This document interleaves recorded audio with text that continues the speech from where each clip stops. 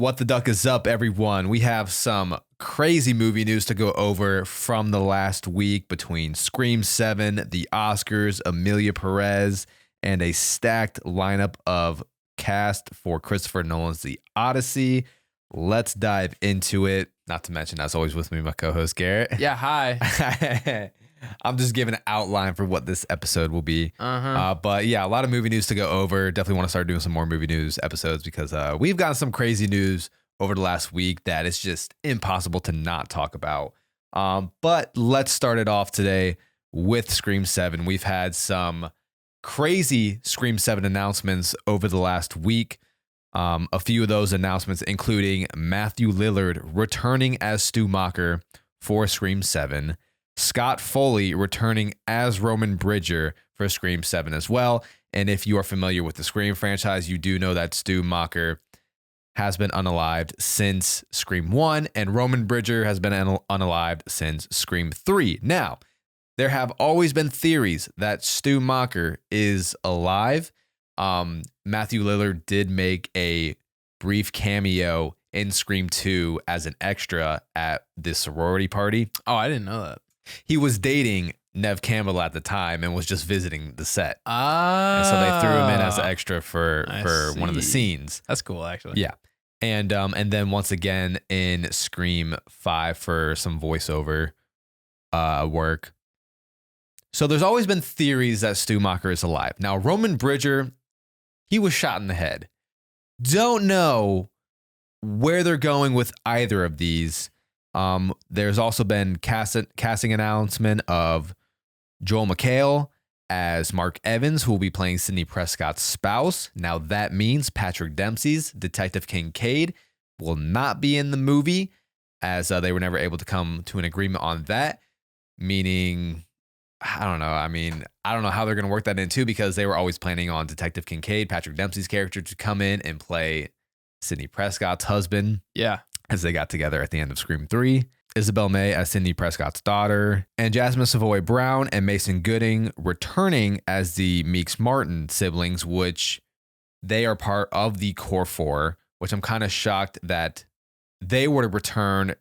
But as we know what happened with Melissa and Jenna, which we've always said has been very unfair to this franchise and to Melissa Barrera and Jenna Ortega. Mm-hmm. So I'm kind of shocked, like, how are you going to incorporate the Core 4, half of the Core 4, when the other half isn't there?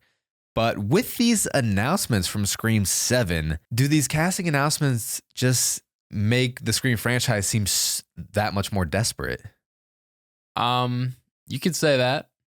You know, bringing back characters that people haven't seen in a long time, I feel like is always what franchises try to do when they're trying to grab people's eye.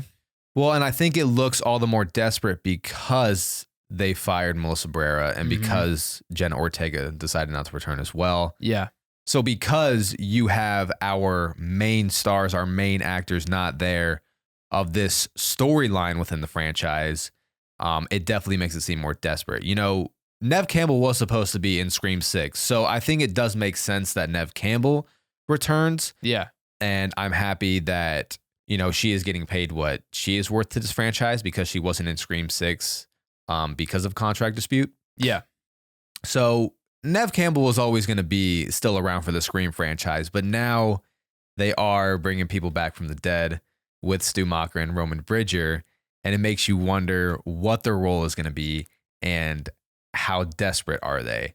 It's even more frustrating with like their reasonings for firing Melissa Barrera. Oh, 100%. Well. I'm like, dude, this is like, is this not supposed to be like professional work environment and you're firing her for her personal beliefs and just free speech and free speech? Yeah. Like, excuse her for having an opinion. It goes against your company policy, I guess. Like, I don't know. It's not fair. No. And it's not fair at all. And if you've, been following Melissa Barrera, know anything about Melissa Barrera, like, she is a genuinely good human being. Yeah, she is. Yeah, it's very unfair. And to be honest, it's a shame.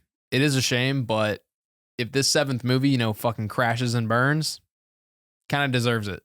It would be their own fault. Yeah. 100%. I know there's a lot of people who aren't going to go Scream 7 because of what they did to Melissa and Jenna. And why. Yeah. And And it's definitely a tough situation because, like, you know, Scream is a franchise that definitely holds a special place in a lot of people's heart. You know, at the same time, you don't want to see like Neve Campbell fail as well. Like, you don't want to see her movie to bomb as well. So it definitely puts people in a tough situation because, like, and now they're bringing back characters that they're playing on nostalgia, but have just held such a close place to a lot of people. And the OG Scream, man, like bringing back Stu Macher, my favorite Ghostface. And it's like, how could you not at the same time want to like go see it and just out of curiosity? Yeah. So it's definitely tough, you know, if like, it's one of those movies where if you don't go see it, I don't blame you. Like, I don't blame you at all if because of what they did and the decisions that Spyglass did make. But I'm really curious to see how these characters come back into the story and what role they play.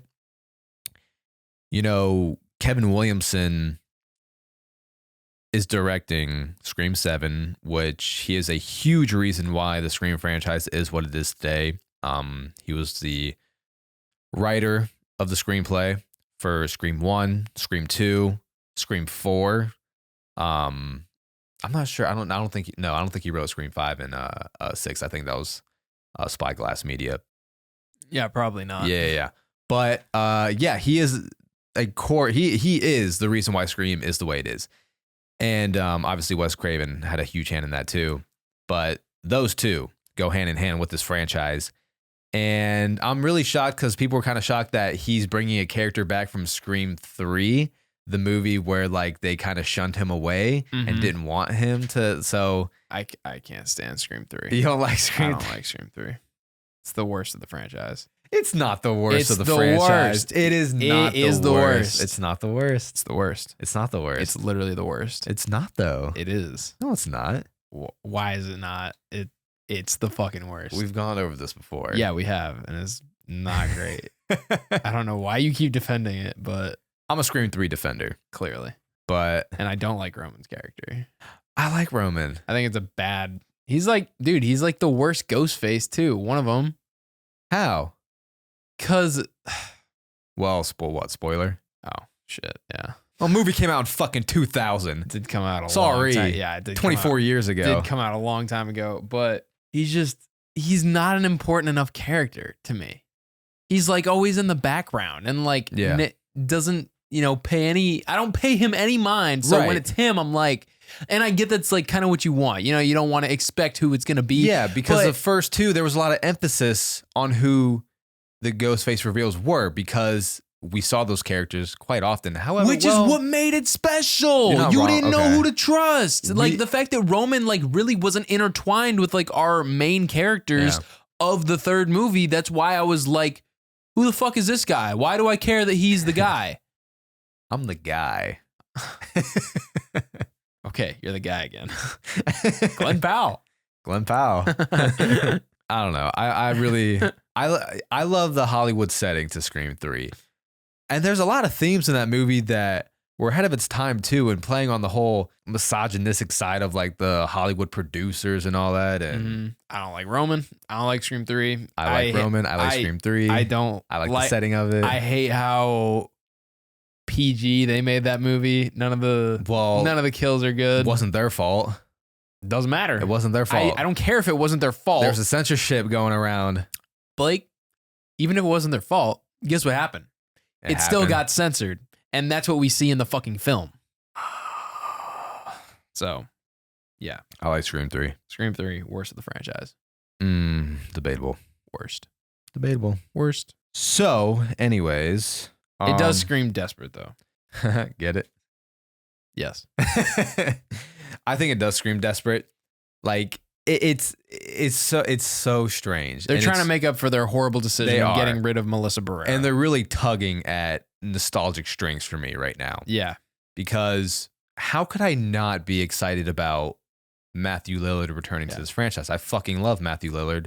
I think his performance in Scream is like literally one of my favorite performances of all time in a horror movie. And not to mention, the way that he announced it too, like, posting a video of him writing out, "My mom and dad are gonna be so mad at me," and then him playing Red Right Hand over that post for the audio. I'm like, how could I not like get a little excited? But it definitely is a desperate move. Here's the question. Yeah. Does your anger of Spyglass's decision and your love of Stumacher, do those two things outweigh your love and support of Melissa Barrera? I don't know. No, because I've been firm on my support for Melissa Barrera and Jenna Ortega. So I guess that's the decision you need to make. About going to see this movie? Yeah, at least in theaters or something like that. Yeah. Maybe just wait till it comes out on something later. It would come out on Paramount Plus later. How could I not? Hey, That'll man, be tough. Yeah. This is a moral decision. Yeah. 1, 2, 3 movies. You got any streaming sites? Yeah. Oh wait, no. I mean, not anymore. Donald told me to keep that one on the D-Lo. Oh, okay. Keep them on the. You can't be spitting them out, man, because then that's how they get shut down. Yeah, you're right. Keep it on the DL. Keep it on the DL. Yeah, no, it's definitely a moral decision, and no, I definitely have been firm on my support for Melissa Barrera and her unfair treatment from Spyglass. Yeah. It's unfortunate. It is. It's very unfortunate. Because this should be something we all get excited about. I know. This was going to be the Scream Avengers. This was going to be the end game. Yeah. You know? And I think they're trying to make up for that by casting goddamn Avenger Ghostface over here. Yeah. Like, what's going on? Yeah. They're bringing back the Iron Man of the Scream franchise. Yeah. They are. Yeah. This was the RDJ casting of Dr. Doom. And it's funny, a lot of horror fans that aren't like, it's funny because a lot of horror fans are like, oh, now I'm understanding why some of you Marvel fans weren't huge on them bringing back RDJ as Dr. Doom. Yeah. And for all you know, like, they could just totally flop with his character in this movie. And now you have a bad taste of Stu Macher in Scream 7. That would be right. I wouldn't like that. That would exactly. be worse. Dude, it's like, you know, it's definitely a gamble. When you bring back characters that people already love so much and the performance is already perfect, by bringing them back, you are risking putting a bad taste in people's mouths if it does not live up to the original. Yes. So, yes. It's a risky decision. It is risky. It's very risky. I definitely don't want to have a bad taste in my mouth of Stu Macher. Yeah. However, and then now we have to do, like, you know, what Star Wars fans do with episodes 7 or with episodes 8 and 9. We have to just pretend they don't exist. Yeah, and I mean, and I hate having to do that in the Star Wars franchise, like picking and choosing which ones I love, which ones I don't, and because, like, I mean, at the same time, it's like no one's gonna tell you you got to rewatch this. I mean, yeah, but at the same time, it's like, I know, like, when you start talking about, at least with Star Wars and like how everything is like canon, and you know, you bring up conversations of who's more powerful. It's a whole nother level of lore. It is. It's not quite what Scream is, obviously, but you get what I'm saying. I do.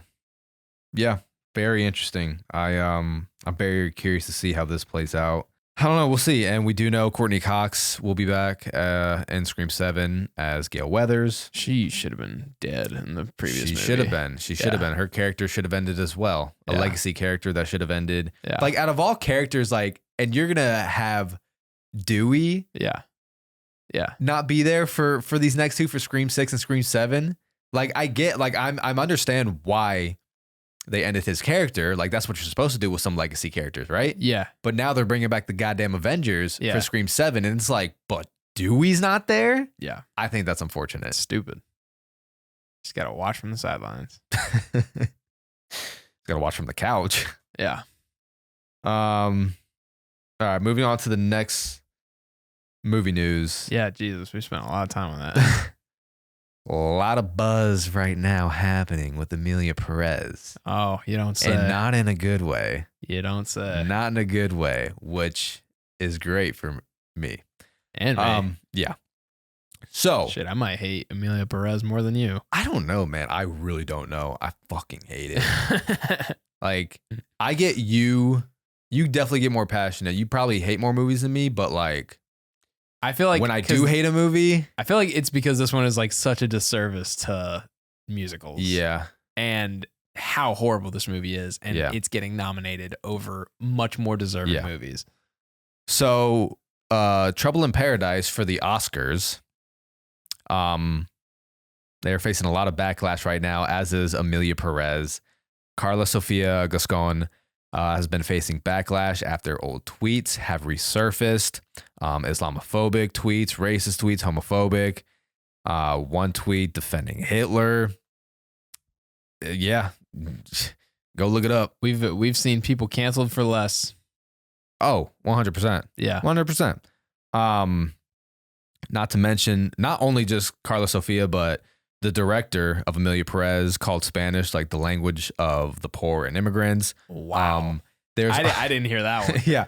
There's also been what's been coming back was a movie that Zoe Saldana did in 2016, where she pretty much does blackface. Now, I get she is herself, Dominican and Puerto Rican, but like it is clear on. It is like an episode from It's Always Sunny in Philadelphia where she straight up does like blackface and she plays a black woman.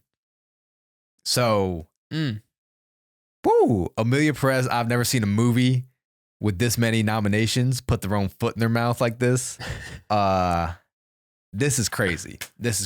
Carla Sofia Gascon did an interview with CNN. That she set up herself, She set up herself. No one was involved from Emilia Perez, where she was breaking down the whole time. And I'm like, no one gives a fuck, man. You shot yourself in the foot here. You know, it's like that SpongeBob meme where they're looking for, guess who? SpongeBob. SpongeBob's looking for himself. And, it is really unfortunate because I don't like Emilia Perez, but in terms of what she was for the Oscars, like she did make history. She was the first openly trans woman to be nominated for Best Actress. And, that's a big thing. But there are so many other trans in the film world that are far more deserving than Emilia Perez, than this film Emilia Perez. Yeah. Like for instance, I Saw the TV Glow was much more deserving of the attention that Emilia Perez is getting. Yeah. No, see, this is what happens when you try to push an agenda rather than letting it play out naturally. You know what I mean? It's like the Crash situation at the Oscars back in like 04, 05.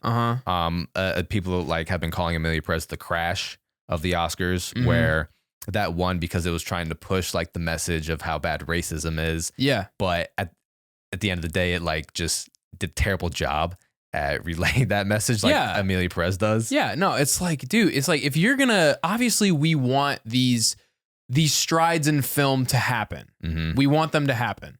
Because they're going to eventually, like at a certain point, it's just going to, but you can't just pick a movie and say like, okay, you know what? We're going to make this the one.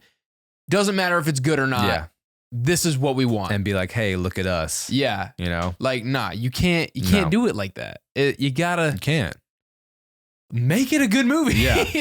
And like, essentially, even though I Saw the TV Glow wasn't my favorite, the message was a lot executed so much better, much more clear, written and directed by a trans woman. Like, it's sitting right there for you, bro. Yeah. It's sitting right there. Yeah, we got fucking Emilia Perez.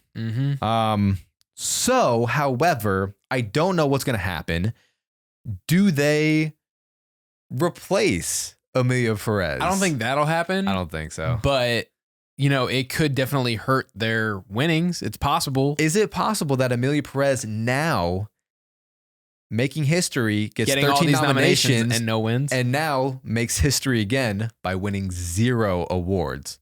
See, but how do you flip the script like that? Right. Because clearly there is something going on behind the scenes that is pushing Emilia Perez to the forefront of the Oscars and the Golden Globes. Yeah. Like there is something at work. Yeah. Because I feel like we all collectively as a society can say this movie fucking sucks. It's terrible. Yeah. I have not talked to anybody who has seen this and they had something good to say about it. Mm-hmm.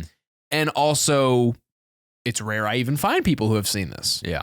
That's the other part of it. Yeah. So how do you but yeah, back to my point, like how do you flip the script and like it gets all these nominations and wins at the Golden Globes, and now it has, and clearly we were seeing the same kind of track from the Oscars with 13 nominations. Right. How do you do that? And then now with all this backlash, with everything around it, and say they do win 0 wins, and now we're like, oh, so it's clearly not about the movie. Right. It's about what you think, it's the narrative you guys want to push. Yeah. So now that we're turning our backs on the actors and directors and everything that went into this movie, like they're in a pickle.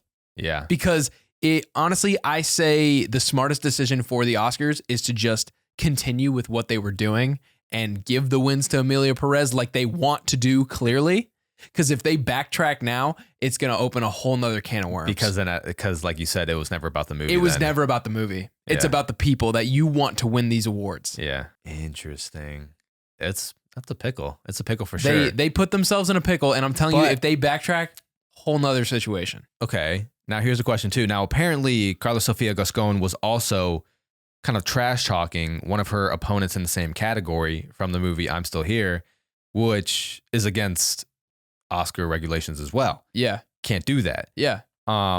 So once again, like they just keep putting their own foot in their mouth. Pick the right fucking people. So, but it's like, is there a way where they could say, probably not with that many nominations. It's like, could you say Emilia Perez disqualified themselves from these nominations and now we have to replace their nominations with other movies? Like you said with Carla Sofia Gascon, like talking crap about another movie. Yeah.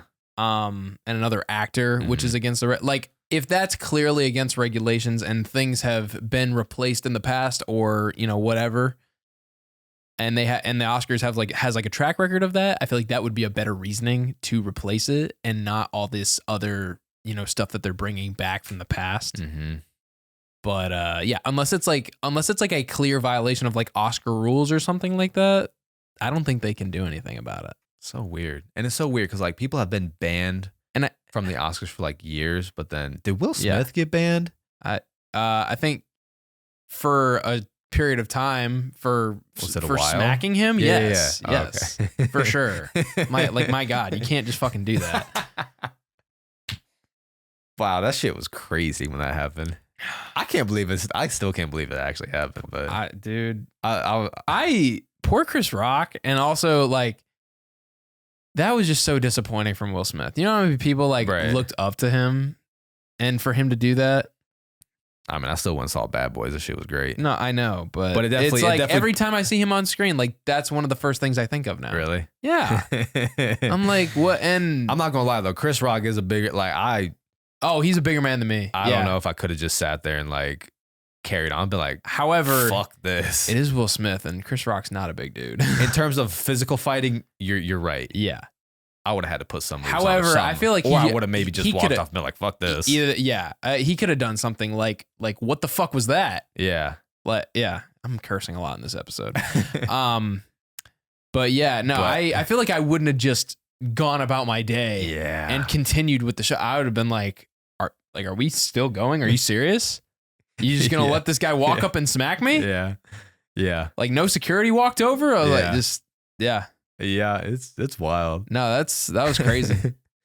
Oh man. Yeah, definitely will be curious to see what the Academy decides to do, where we go from here, and if this will hinder Emilia Perez's chances at winning any Oscars. I mean, honestly, I think it could. Like, I don't think it's winning Best Picture anymore.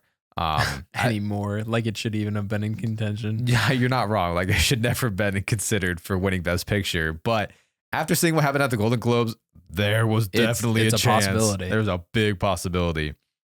And I think it doesn't have that possibility anymore, which is fantastic news. Yeah. No, like honestly, if it just wipes it completely off the Oscars, like believe me, I'll be happy that this movie can no longer get recognized from the with an Academy Award. But again, it's gonna open a can of worms. Yeah. But so what would be like the front runner for Best Picture? Because you do have The Brutalist, but then The Brutalist was also in some controversy with like using AI and stuff. So if that one gets knocked out, people are talking about Variety maybe predicting A Complete Unknown, the Bob Dylan biopic, to win. But I'm like, that would be the most mundane Best Picture win. Yeah. Like, and Dune, just to let you guys know, Dune 2 is sitting right there for you to just, it's the least controversial win you got. Everybody would stand up and applaud.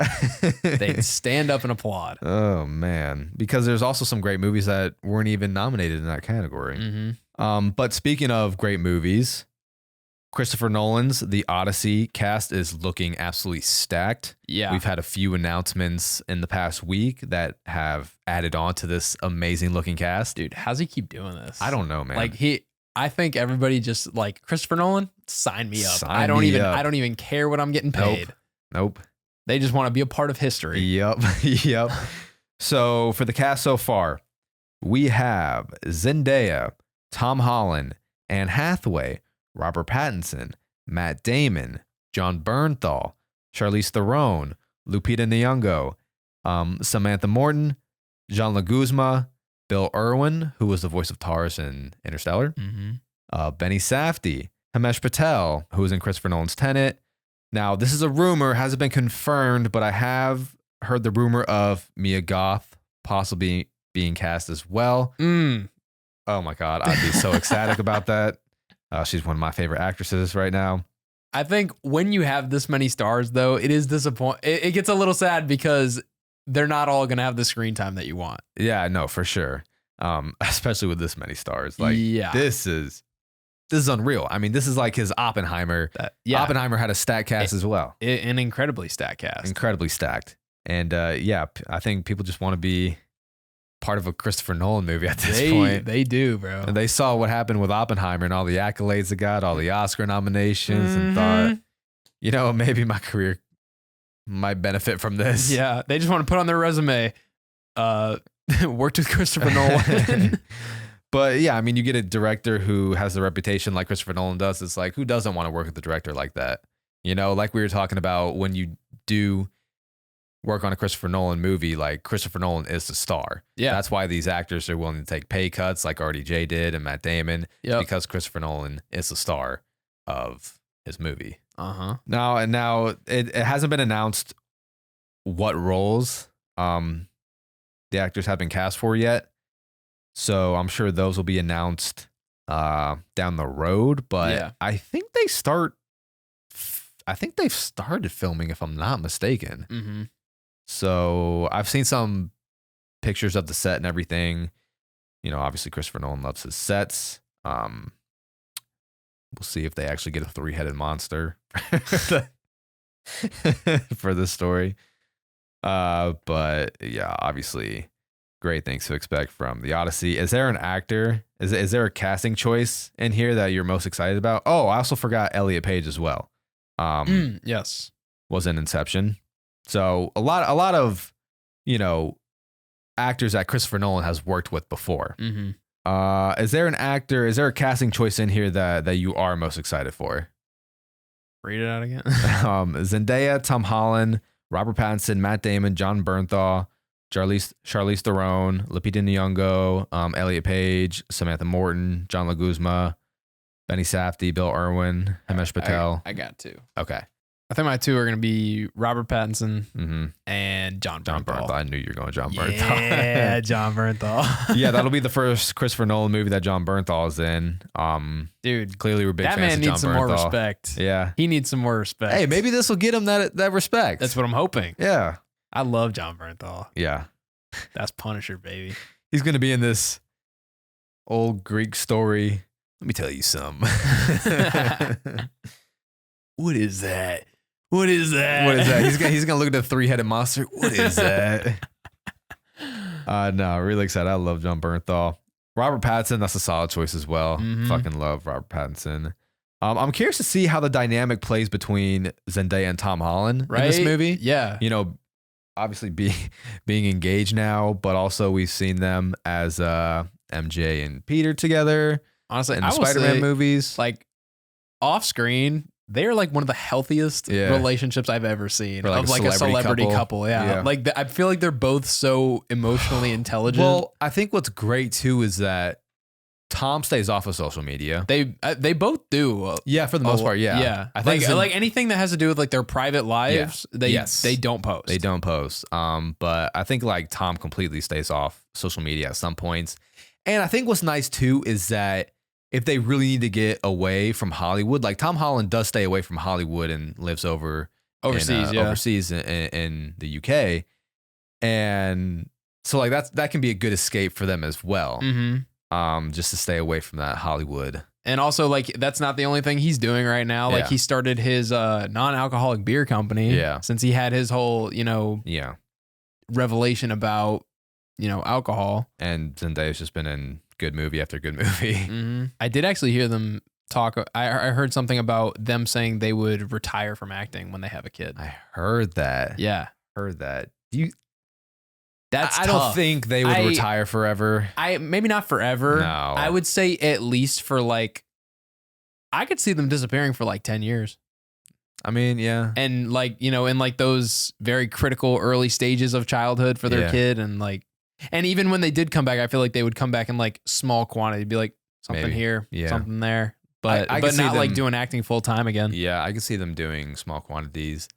I mean, but what a setup for yourself to have where they're in their late 20s and they could already retire with a great filmography if they wanted to. They could. Yeah. I mean, I think Tom Holland, he's always going to have that Marvel contract. Yes, I think he needs to definitely work on his filmography, which is why I think he's in this Christopher Nolan movie, because he is a great actor. But I mean, Zendaya, Jesus, she's been in some. She's been killing it. Bangers. Yeah. But also, if I'm Tom Holland too, it's like, and I retire as Spider-Man, you can tell me shit. I will die happy. Yeah, you can tell me shit. Like, I'm fucking Spider-Man, bro. Are you kidding me? I'm one of the most iconic characters of all time. Yeah. Can't tell me fucking shit. Yeah. But I might have to agree with you about being most excited for John Bernthal and Robert Pattinson. Now, if there is confirmation that Mia Goth. Oh, yeah. No, if there's confirmation on that, she's number 3 on that list for sure. She would be number one for me. Yeah. Mia Goth and then Robert Pattinson. The Odyssey. Obviously going to be a banger. Looking forward to it. Did you hear about the Anthony Mackie controversy with what he said about Captain America? Oh, I heard like something.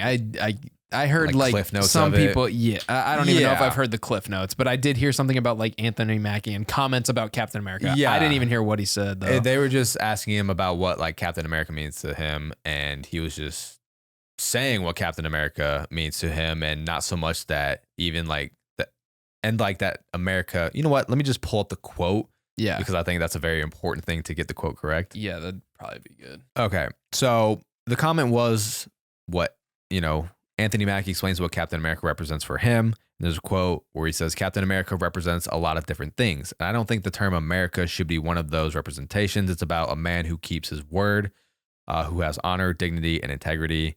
And people just, again, I feel like people have been taking quotes lately way out of proportion. Mm-hmm. But yeah, I mean, it's like, I didn't have an issue with the quote. No. Off of that, like I didn't hear anything that sounds offensive. Right. That's like, because at the end of the day, while he's saying America shouldn't be one of those representations, it's still in a way saying like, hey, a dude with good morals and dignity should be the number one thing anyways. You know what I mean? Like that's the most important thing. Yeah. And those morals can be what can be found in a Captain America, but it's not America that makes those morals and dignity. It sounds like it's more so Captain America is just like the example to follow, I guess. Right. Rather than it being the other way around. Do you know what I mean? Wait, say it again. Like Captain America is that guy with those morals and those attractive qualities that people should look up to, like people who are in America versus the other way around, where like Captain America is the way he is because he's an American and those are American values. Correct. Because anyone with good morals and dignity could be Captain anything. Yeah. Captain Budapest. Captain. I got that magnet on my mirror that Michael got me from Hungary. It was just, you like that one? It is. I can grab it. So out of pocket. Captain Budapest. Captain Brazil, Captain whoever. It doesn't matter. That's the point, right? That's the point. Yeah. But anybody that represents any country, ideally should have those values. Yeah. Another thing that just got blown way out of proportion. Because like, bro, you look at the Captain America movies, like Winter Soldier and Civil War, Captain America was very much so going against the U.S. government. Yeah, he was. So it's like what he's saying, nothing wrong about it. No, there's not. Like I said, you read that to me and nothing jumped out as we need to attack this. So yeah, I feel like a lot of movie news has been happening. So just had to hop on here and talk about all of what's been going down. Some great news, some bad news. Maybe bad news for Emilia Perez, but it's great news for me. Yeah. Hopefully it doesn't win a single Oscar, but we'll find out in a month. That would be amazing if it made history with the most nominations, Oscar noms, and then winning none of them. If it's like, if it ends up being the most nominated movie to win zero I'd awards, be so happy. I would be happy too. But yeah, that's our movie news for today. Thanks for joining for this episode. Make sure to give us a rating and review on Apple, Spotify, wherever you're listening. Make sure to follow our socials. Again, make sure to check out the Patreon for any bonus content for the extended unfiltered version of Garrett getting blasted at Epcot. Make sure you guys check out the Patreon. Great time. We'll definitely have to do that again. Glad that's been getting great reactions on TikTok and Instagram. Who knew you guys liked the drum Garrett so much? Yeah, I know, right? We'll have to get him out here more. Yeah, maybe I need to start drinking while we record. Yeah, maybe we should both just start drinking more. And we will be doing a ranking of the countries at Epcot in a Patreon episode. So if you want to check that out, again, make sure to check out the Patreon for bonus content. We got a lot of extra episodes on there.